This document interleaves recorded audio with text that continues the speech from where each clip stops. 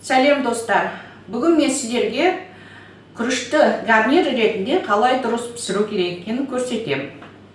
Көбіміз рисоваркаға пісіреміз.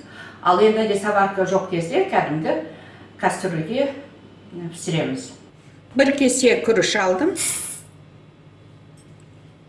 Енді осы күрішті жақсылап жуып аламыз.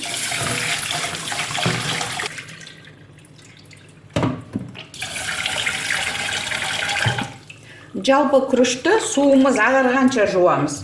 Күріштің крахмалының бәрі кету керек. Су ағарғанша, тап-таза болғанша жуамыз күрішімізді.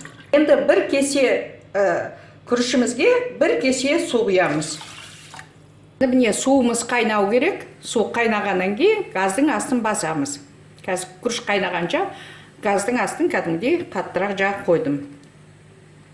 Міне қайнады суымыз. Енді газдың астын басып, қақпағын жауып 15 минутқа қойып қоямыз. Араластырмаймыз, тұз салмаймыз. Міне 15 минут болды, мен газымды өшірдім. Енді 10 минутқа шейін қақпағын ашпаймыз. Будың астында тұру керек. Күрішіміз 10 минут будың астында ұстадым. Күрішіміз пісті.